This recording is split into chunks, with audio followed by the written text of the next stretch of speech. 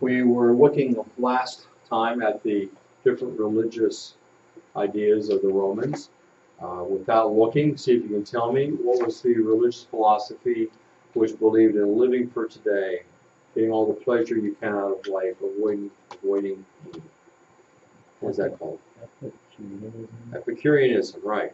And what was the philosophy that said you can't control what happens to you, so just don't have any emotions, no highs or lows, just accept whatever comes? Stoicism? Stoicism. So it's sort of a soft C there, Stoicism. All right, now a couple other religious influences that we want to look at as we finish up the different religions of Rome, and that is the influence that came from the East. As the Roman Empire expanded to the East, that is, over into what we now call the Middle East, Palestine area and Syria, Asia Minor, and then further over into Persia, there came influences from those areas on Roman religion as well. One of those areas is called the mystery religions. These are based upon polytheism and mythology. So think of the Greek and Roman mythological figures, polytheism, but these particular religions went beyond the mythology of the Greco-Roman system by promising immortality to those who perform secret and mysterious ceremonies. So that's what they call mystery religions. They've got a lot of secrets. And if you just learn the secrets, then you can have life after death. You can have immortality. So those are some of the religions coming from the East that influenced Rome. Secondly, there was the idea of emperor worship. And of course, we had some of that even beginning with Caesar Augustus. The title Augustus indicates something of deity in relationship to Caesar, and the title Pontifex Maximus, which was used of the Caesars. That literally means greatest priest.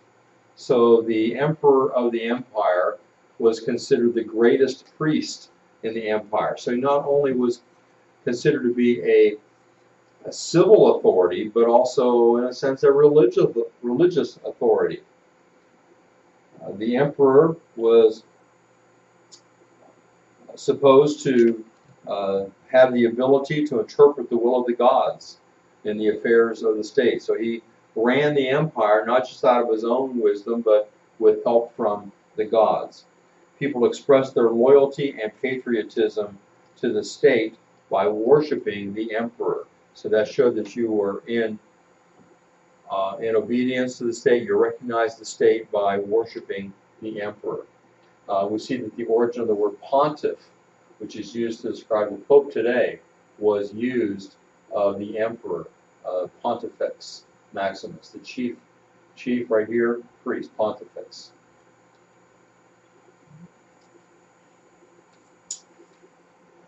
All right, that finishes up our look at the religious positions or ideas within the Roman Empire.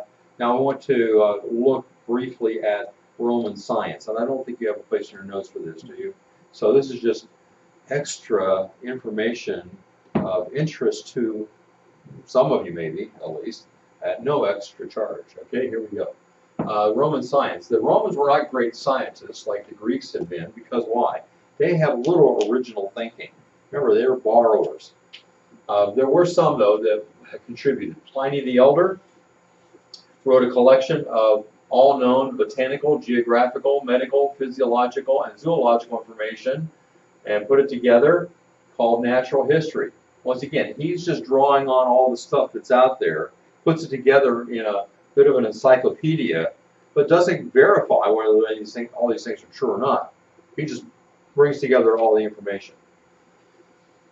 Galen summarized all the Greek medical knowledge. Again, it wasn't his original research, but he gathered the knowledge that the Greeks had written over the years and compiled it. And his work was the entire basis for anatomy and physiology for centuries to come. So in science, as in all else, the Romans were practical. They borrowed, but they borrowed what worked. and they put it to good use. Public health and sanitation were important. They implemented that as they built cities, as the empire expanded. Aqueducts were part of that. That brought fresh water into the city, and they had sewers to carry away the wastewater. They had hospitals, which served soldiers who were wounded in battle. So the Romans were very practical in their understanding of the world and took whatever they needed from the Greco world before them and from others around in order to implement ideas that worked. And so, in many ways, Rome transmitted the Greek culture. Because they borrowed so much from the Greeks, they became Hellenized themselves and transmitted that throughout the world that they conquered. They preserved and transmitted the Greek culture to the West. The Greek culture had an influence into the East. As you remember, we had Greek generals following Alexander the Great that conquered areas of the East but didn't go further west than Greece. But now that Rome has conquered all of the Mediterranean and they've embraced Greek ideas and culture, well, then that automatically becomes part of what Rome has been in the West. The Greek texts were popular in Rome, so it became very popular for people to have copies of the Greek philosophers and historians and playwrights, to have those on hand. And when Rome fell, the Catholic Church by that time is in existence, and monks in the church continue to preserve and transmit Greek texts and ideas. So Rome embraced Greek culture, preserved it. When Rome fell, the Roman Catholic Church took that position of preserving the Greek texts that had been a part of Rome. As we summarize looking at the Romans, we find that the Romans were borrowers. I've said that over and over again. They borrowed from the Etruscans. They borrowed things like urban planning, chariot racing, the toga, the arch. From the Greeks, they borrowed the pantheon of gods and goddesses, literary principles, and the classical style. So if there's anything you remember about the Romans as a whole, as a general statement, they were borrowers and they were practical. They knew how to put things into use. All right, any questions for what we've covered here concerning Rome and the civilization of Rome as it expands into an empire?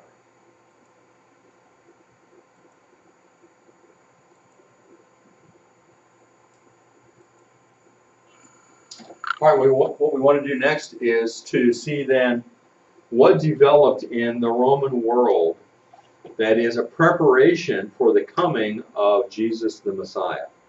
And so in order to do that, we're calling this the world made ready, and we're going to look at certain aspects of the Roman world that play a part in the coming of the Messiah. First of all, we want to look at the social world. We're going to compare the main divisions of people, kinds of people, and what set them apart from one another. What was their distinction about each one? And we want to start with the Jew. The Jewish people, we know, are the ones that are living in and around the area of Israel primarily, but also scattered in other parts of the empire. And it's through the Jewish people that the Messiah is going to come. So what kind of a person was the Jewish person? Well, we see that the Jewish person was, first of all, a religious man. A spiritual man, you might say. They were concerned about their relationship with God. They believed that they were God's chosen people. They were the chosen nation of God, and the nation through whom, the people through whom the Messiah would come. Messiah would come to earth through the Jewish people. And so they were very religious and concerned about spiritual things. Secondly, they were rather solitary. And by that we mean that as God's chosen people, and as people who follow the law of God, God intentionally gave them laws to keep them separate from other nations. So they wouldn't just get amalgamated into other cultures and destroy that culture through whom would be born the Messiah. And so, by decree of God, in a way, they were solitary. They were separate from other nations, and by their own inclinations. They did not participate with other nations. I should say, for the most part.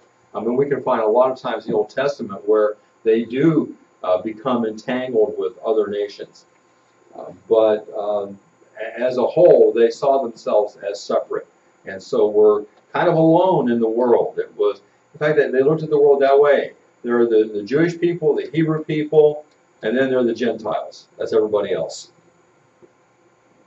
So they were solitary. Thirdly, they were simple people. You don't find great artists, philosophers, etc.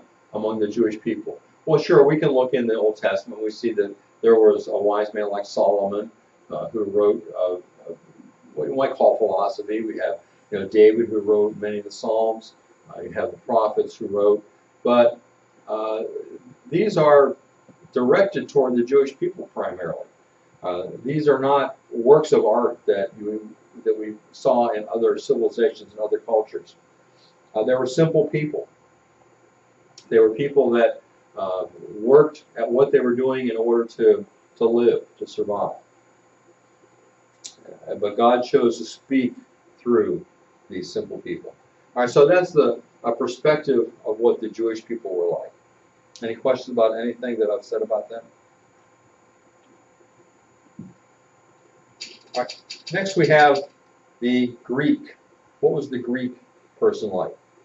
Generally speaking, he was an intellectual man. The Greeks were very speculative. They thought about things. They emphasized reason. And it's from the Greeks that we have the first philosophers, those who think about life and come up with pronouncements and observations about life, and how to live life. So they're the intellectuals. Secondly, they're another word that can be used to describe them is that they were aesthetic. Now, that's probably not a word that you're familiar with. Aesthetic means loving beauty. So they were interested in what was beautiful. And not only beautiful like what you see in a picture or looking at nature, but also beautiful in what indwells people. So what the virtue of people, the ideas that people have, the beauty that's within inside people. So they were aesthetic. They appreciated the beauty that was around them and looked for that beauty. Thirdly, they were original and inventive. So unlike the Romans who borrowed everything, the Greeks are the ones that came up with a lot of what the Romans borrowed. So they came up with new ideas. They came up with inventions, with philosophies, with different approaches to things. They were original and inventive. Fourthly, that also in part then led to them being conceited. You know what it means to be conceited, right? I think you're better than other people. The Greeks certainly felt that way. Not because, like the Jews, they had been chosen by God. No, they felt that they were better than everybody else because they made themselves better than everybody else. They had achieved things on their own. They're very centered in their achievements as men, as people. And so they're very humanistic in that. And apart from God, they looked at themselves as being the most evolved of all the different kinds of men that there were. So they were conceited. They felt that man is the measure of all things. And so, and they were the highest measure of all. In fact, they looked down on the other people to the extent that there were Greeks, and then those who weren't Greek were simply barbarians. And you associate that word with those that are uncouth, those that don't measure up, those that are less intelligent, those that don't have the manners, all those things associated with what we might think of as a barbarian. And that term itself came about because when Greeks heard other people speaking their language, they didn't care to find out what that language was or didn't care to learn that language. There's nothing better than the Greek language. And so as they heard other people talk, they said, oh, it just sounds like they're saying bar, bar, bar, bar, bar, bar, bar, bar, bar. So they called them barbarians. That's where the word comes from. All right, so that's the Greek. That's the perspective of Greek. Do you have any questions about anything I've said about the Greeks?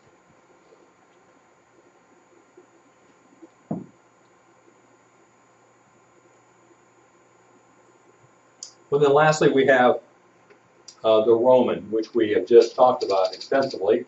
The Roman man was practical, as we've already said. The Romans looked for what works.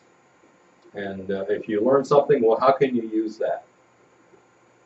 Next, he is an orderly man. The Romans were excellent in legislation, coming up with rules for the empire, for the city of Rome, laws to guide them, and military discipline. They're very orderly in their discipline. For example, their armies were divided up into smaller units, and so you had a legion of men, which consisted of 6,000 men. And then within that you had 10 cohorts, which was 600 people each. And then within that you had 6 centurions who were over 100 each. So you have the large army, and it's divided up and divided up and divided up down to the smallest unit. Because they liked order, they liked discipline. And thirdly, as we've said before, they are imitators. They're borrowers, imitator man. They lacked originality. They took others' ideas and oftentimes improved upon them, but they were not original. And then lastly, they were a rather coarse and cold-blooded people. In battle, they went for the victory. They were ruthless in battle. And then that transferred over into their entertainment as well, because they seemed to enjoy bloody entertainment. Entertainment that was just brutal, whether it was wild beasts tearing each other apart or tearing people apart. And we saw a little bit of that in the video we watched concerning the Colosseum. So that is the Roman man. Practical, orderly, an imitator, and coarse and cold-blooded. Do you have any questions about the Roman man? Can you see distinct differences between the Jew, the Greek, and the Roman? You see how they are really in contrast to one another? And that's the world into which the Messiah is going to come. All right, if you're satisfied with that, then let's go on to the economic world.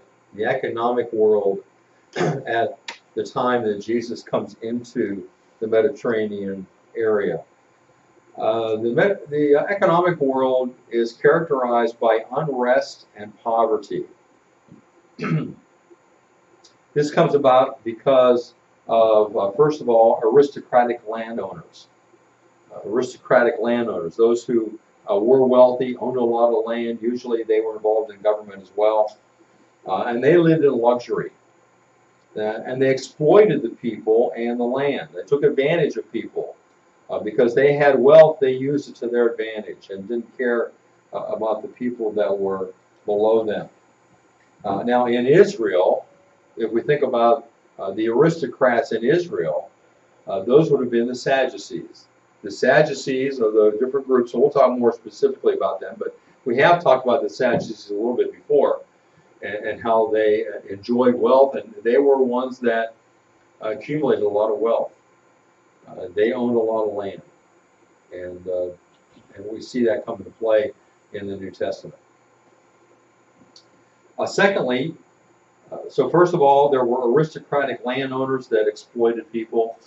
In that case, the rich remained rich and wealthy, and the poor remained poor. There was no moving up. There was no the poor ever becoming rich.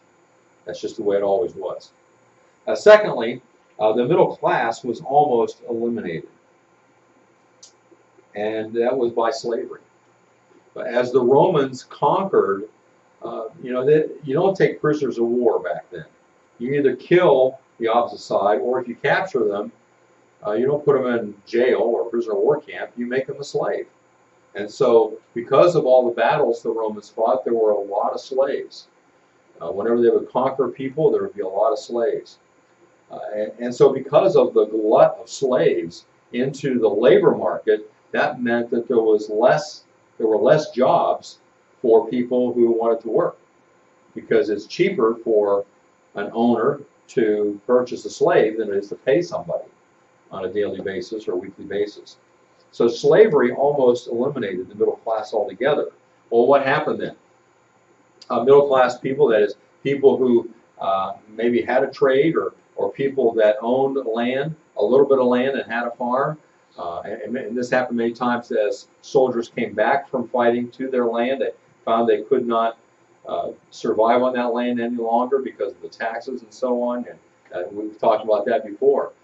So many of these people came into the cities like Rome and had no means of support, and so the government had to provide for them. And these people became dependent on the government, on what's called the government dole, the welfare system of the time.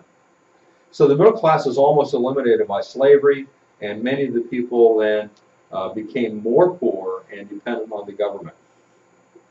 And so the result of all that is, thirdly, that most of the people in the Mediterranean world, and we're thinking specifically of in the area what we call Israel, most of the people were poor. And that would consist of those that were farmers, artisans, that is, people who have a trade, who make things, and small businessmen. So even if you own your own business, you're likely to be poor. You know, think about Peter, James, and John, and Andrew. They had a fishing business. There's no indication that they were wealthy from that, even though they may have done well, because which is very difficult for a person to move up in the world. All right. So there's unrest and poverty. That is, the economic situation for most people is not very good. And so people are restless, they're looking for something. And so Jesus comes into a situation where, economically speaking, people want to change. They want to see something different. And so when Jesus comes on the scene, initially there are many people in Israel that think, and when they hear that he is the Messiah, thinking of him as being the liberator from Rome and for bringing in prosperity, economic prosperity. That's one of the things that some people are looking for. But throughout the Roman world, there was unrest. Any questions about the economic situation to this point? I want to give you a little more information about slaves in the Roman world. Slaves did not have many rights, as you might imagine. It's estimated that slaves made up to 30 to 50% of the population. So you can kind of round that off by half, because some people say as much as 70% of the population. It's difficult to know because slaves weren't really counted all that often. So around half of the people living in the Roman world were slaves. So they had a huge impact upon everything that happens. Many of them were, in fact, superior to their masters in intellect and culture. For example, there was a slave by the name of Epictetus, who was a Stoic philosopher, and he's a slave. In the New Testament, there are many references to slavery without condemning or condoning it. It was just a fact of life. So thinking about a person who's a slave and a person who's not a slave, there may not have been much difference economically. They're both poor. In fact, in some ways, the slave might be better taken care of than a person who is not a slave. But the difference is in their legal rights. And so legally, the slave had to be represented by his master in legal actions. That is, a slave could not go into a court and argue his own case. His master had to go and do that if the slave had a reason to be there. A slave was subject to seizure and arrest by anyone. If anyone saw a slave doing something, they could arrest him. Thirdly, they could not do what they wished, but only what the master ordered. Of course, you understand that that's the nature of being a slave. A slave doesn't have the ability to say, I think I'll do this today. No, they only do what the master tells them to do. And then fourthly, along with that, they could not do what they wished, only what the master ordered, and they could not give, go, or do anything according to their own choice. So they couldn't do what they wanted, Everything was according to what the master wanted. When it came down to giving, going, doing anything, they're all under the control of the master. All right, any questions about slavery in Roman times? Now, in addition to people being captured and made slaves, there were times when someone would sell either themselves or their family into slavery because of debt. So if they owed an insurmountable amount of debt, and they couldn't pay it, they might sell members of their family or even themselves in order to pay for the debt. All right, so any questions about slaves in the Mediterranean world? Understand it was not by race. Your ethnicity had nothing to do with it, unlike what it was like in our country in the 19th century, 18th century. It was not because people were black that they were slaves. It was because they were captured or they would have been in debt, primarily, is how they became a slave. No questions?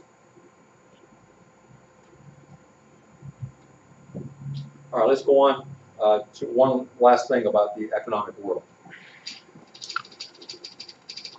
Here's a picture of a coin from Roman times, and that is for everybody, there was heavy taxation. Rome required taxes. So every place that Rome conquered required taxes. Of course, that's why Caesar Augustus instituted the census, so that taxation would be fair. But it doesn't mean it was any less. Everybody had to pay a lot of taxes. And of course, you add on to that the fact that tax collectors, which are called publicans in the New Testament, added on the amount that they wanted from the taxation in addition to what Rome demanded, and so people's taxes were very high. So all those things, all those economic pressures, there's no upward mobility. Most people are in poverty. They're barely making it. There's high taxation. All those things led people to be very unsatisfied with their economic condition. What would happen if somebody couldn't pay their taxes? If a person couldn't pay their taxes, that would be another reason why they might be put into slavery. Yeah, good question. So that would be a form of debt that might take them into slavery. There was no concept of throwing somebody in jail back then. There were no jails. So you took care of it one way or another. You couldn't do it by taking away the person's possessions. If they didn't have enough, then you made them a possession. Any other questions?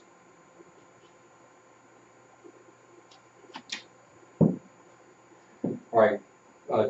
Tomorrow, I think we're going to look at the religious world. We've looked at the religion of Rome, but we're going to expand that now and look at the religions throughout the Roman world. So the time we have left today, I want you to go back over the notes that you just took, refresh your memory as to what is there, try to learn what's there, and don't forget to try to explain it to somebody else tonight so that it gets into your mind even better.